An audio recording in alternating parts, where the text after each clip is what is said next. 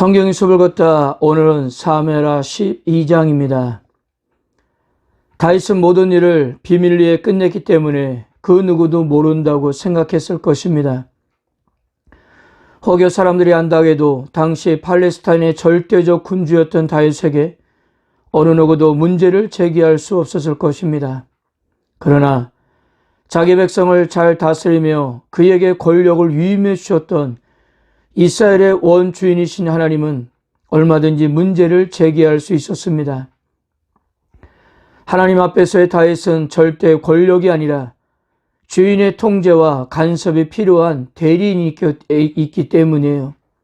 그래서 이제부터 하나님께서는 다윗의 잘못에 대해서 문제를 제기하기 시작하셨습니다. 어제 사무엘하 11장 27절을 보면 이미 다윗과 밧세바의 관계로 아이가 태어난 상황입니다. 그러므로 12장의 시간대는 다윗이 밧세바를 범하고 우리아를 죽인 지 약 1년 이상의 시간이 지난 상황인 것입니다. 아마도 하나님은 다윗 스스로가 자복하고 회개할 것을 원하셨던 것 같아요. 워낙 죄가 무거웠기 때문에 나름 상황이 정리가 되면 스스로 하나님 앞에 나와서 회개할 것을 기대했을 것입니다. 그러나 상황이 어느 정도 정리가 되고 1년이 지난 상황이었음에도 다윗의 마음에는 그 어떤 변화가 없었습니다. 성경 어디에도 그런 흉악한 죄를 지은 다윗이 불편한 마음을 갖고 있었다든가 무엇인가 자책하는 그의 모습 또한 보이지 않았습니다. 오히려 궁궐안은 원래의 평온한 상태로 돌아갔을 것이고요. 우리아는 제거가 되었고 그의 아내는 다윗의 정식 부인이 되었습니다. 얼마 후에는 불륜으로 임신한 아기가 태어나기도 했고 그리고 그 아이는 궁궐에서 귀여움을 받으면서 자라고 있었을 것입니다. 아마도 다윗은 이러한 상황을 보면서 자신이 저지른 범죄가 이렇게 조용하게 덮어지고 있다는 사실 앞에 한편으로 마음이 놓였을 거예요. 안 그렇습니까? 그런 죄를 짓고 나서 무슨 큰일이라도 일어날 것만 같았는데 지난 1년 동안 아무 일도 일어나지 않는 거예요. 그러니 다윗에게는 얼마나 다행스러운 일이었겠습니까? 자, 오늘 사무엘하 12장 26절 이하를 보면 결국 다윗의 군대는 암몬과의 전쟁에서 승리하고 라빠를 쳐서 완전히 정복하게 되는데요. 이 이야기가 12장 맨 마지막에 기록되어 있다고 솔로몬까지 태어난 다음에 있었던 사건은 아닙니다. 시간대로 보면 다윗이 밧세바를 범하고 우리아가 죽고 하나님께서 나단 선자를 보내기 전까지의 사항인 거예요. 그런 와중에서도 하나님은 당신의 일을 중단하지 않고 계속 진행되고 있었던 것입니다. 그리고 전쟁의 승리로 다윗은 금 1달란트의 왕관을 머리에 쓰게 됩니다. 만약에 자신의 범죄 이후에 전쟁이라도 패하게 되었다면 정신을 차렸을 것이지만 죄를 지은 후에도 자신은 여전히 승승장구하고 있었고 하나님께서도 문제를 삼지 않으신다고 생각했을 것입니다. 그러니 얼마나 안심되고 다행스러운 일이라고 생각했겠어요?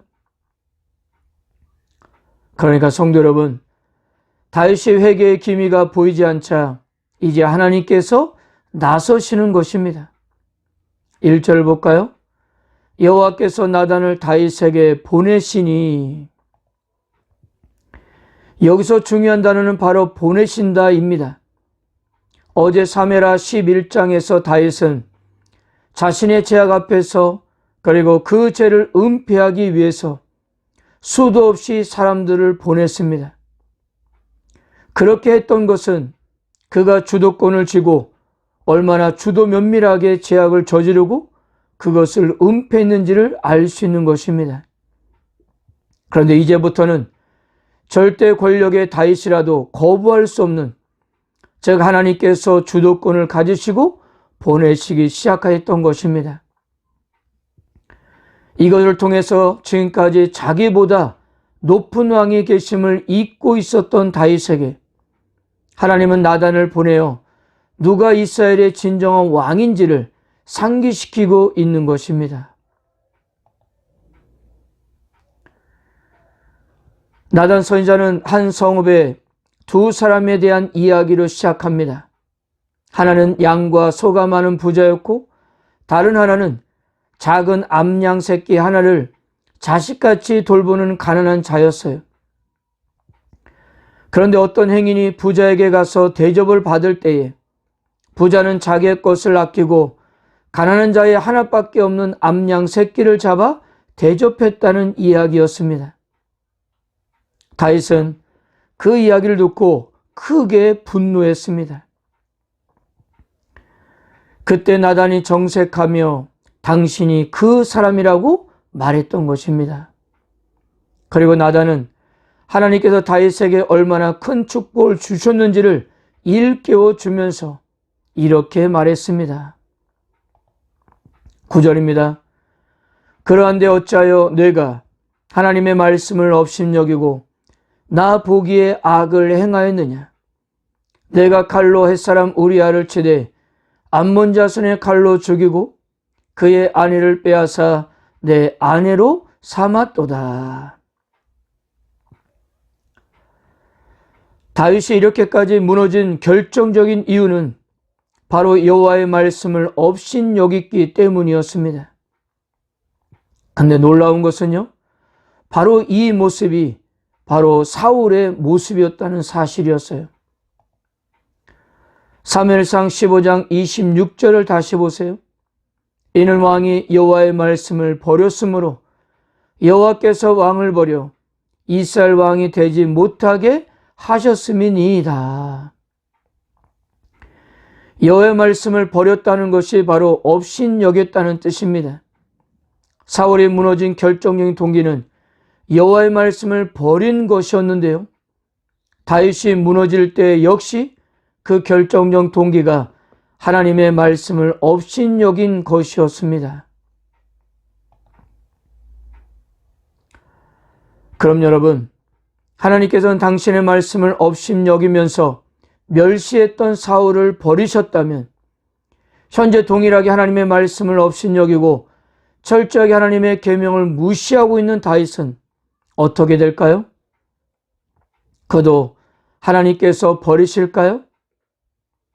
아닙니다. 하나님은 나단 선지자를 통해서 다윗을 용서하셨습니다. 하나님께서 다윗을 용서하신 것은 두 가지의 이유에서입니다. 하나 이유는 더 근본적인 이유가 될 수 있는데요, 다윗을 통해 이루실 언약 때문이었습니다. 다윗이 인간적으로 아무리 흠이 있더라도 그를 통해서 구속사가 이루어져야 하기 때문이었어요. 또 하나의 이유는 죄를 범한 다윗의 태도였습니다. 12장에서 성경 기자는 이 두 번째 이유를 좀 더 자세하게 다루고 있는 것 같습니다. 13절을 보세요. 다윗이 나단에게 이르되 내가 여호와께 죄를 범하였노라 하매 나단이 다윗에게 말하되 여호와께서도 당신의 죄를 사하셨나니 당신이 죽지 아니하려니와.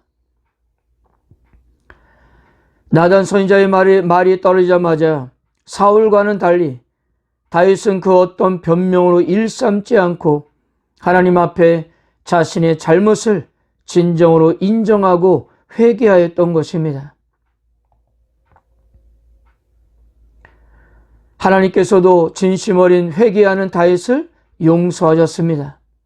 그러나 죄에 대한 대가는 반드시 지불하도록 하셨어요.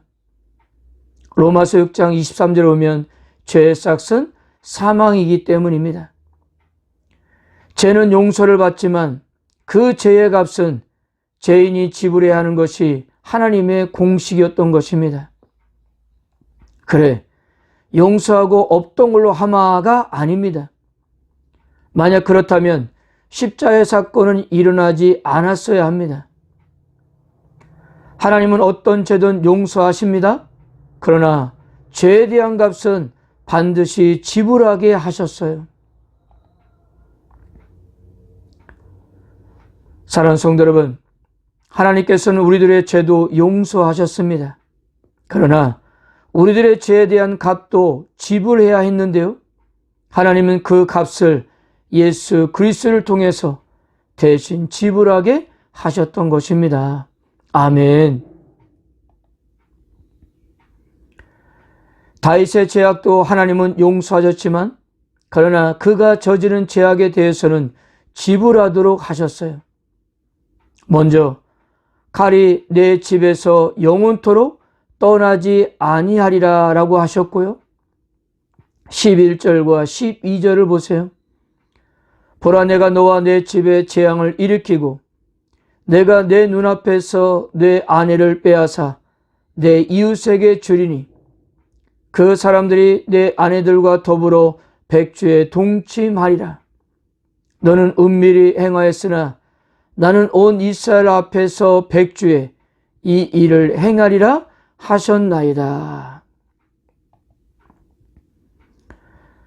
나단을 통해서 선포된 말씀은 바로 이어지는 13장부터 하나하나 이루어지게 될 것입니다. 그리고 여호와를 업신여긴 죄는 구약에서 용서받지 못하는 죄에 해당되는데요. 엘리의 아들들도 결국 여호와를 멸시한 죄를 지었고 그 죄 때문에 죄악은 제물로나 예물로나 영원히 속죄함을 받지 못하리라 하는 심판을 선고받았었습니다. 다윗 역시 여호와를 업신여긴 죄를 지었기 때문에 밧세바를 통해서 낳은 아들은 죽어야만 하는 혹독한 죄의 대가를 치러야만 했습니다.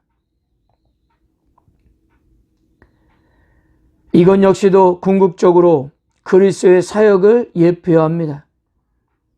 밧세바로부터 나온 첫 아들이 상징적으로 다윗의 죄책을 담당하고 있었기 때문입니다. 그렇게 마땅한 죄의 값을 지불한 후에 하나님께서는 회개한 다윗을 위로하셨습니다.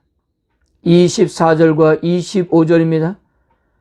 다윗이 그의 아내 밧세바를 위로하고 그에게 들어가 그와 동침하였더니 그가 아들을 낳음에 그의 이름을 솔로몬이라 하니라.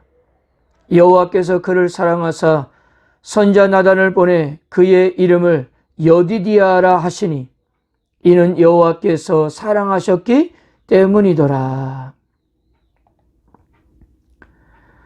성경기자도 24절에서 처음으로 밧세바를 우리아의 아내가 아닌 다윗의 아내로 소개하고요.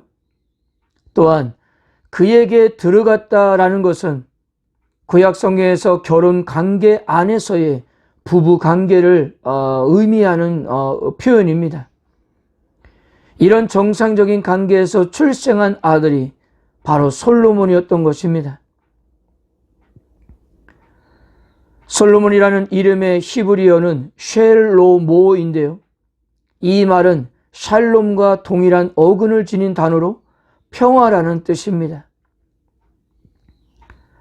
다윗이 아들의 이름을 이렇게 지은 것은 자신의 범죄로 말미암아 단절되었던 하나님과의 관계가 회복되었다는 확신에서일 것인데요.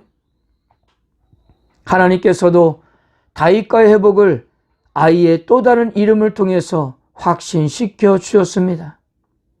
여디디아, 즉 여호와께서 사랑하는 자라는 의미입니다. 그런데요, 이 이름은 아버지 다윗의 이름과 거의 동일합니다. 다윗의 이름도 사랑하는 자라는 뜻이기 때문이에요. 두 이름에 모두 디드라는 히브리 어근을 사용하고 있기 때문입니다. 그런데 더 놀라운 것은 성경에서 사랑하는 자라고 불린 또 다른 인물이 있었는데요. 바로 그분이 예수 그리스도이십니다. 마태복음 3장 17절, 이는 내 사랑하는 아들이요 내 기뻐하는 자라. 그러니까 사랑하는 자의 궁극적인 실체는 바로 예수 그리스도셨던 것입니다. 다윗과 솔로몬의 이름 속에 예수 그리스도를 담고 있었던 거예요.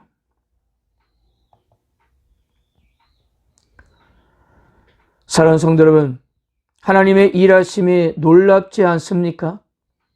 인간의 최악의 순간에도 하나님께서는 죄인들을 구원하시기 위한 길을 준비하고 계셨습니다. 사랑하는 성도 여러분, 우리들도 인간이기 때문에 죄를 범할 수 있을 것입니다. 그런데 그런 우리에게 하나님은 제사함의 은총을 열어놓으셨습니다. 은혜가 풍성하신 하나님 앞에서는 회개하기에 너무 늦은 때는 없다는 사실입니다. 그리고 하나님이 징계하시는 것은 우리들을 죄에서 끌어내시고 다시금 죄에 빠지지 않도록 하려는 것임을 꼭 기억하십시오. 징계는 형벌이 아니라 우리를 거룩함으로 이끄시는 하나님의 사랑입니다. 오늘도 다윗처럼 하나님 앞에 모든 것을 인정하시고 그리고 징계된 하나님의 주권까지도 인정하면서 우리에게 더 큰 은혜를 주실 것을 기대하는 하루가 되었으면 합니다. 아멘.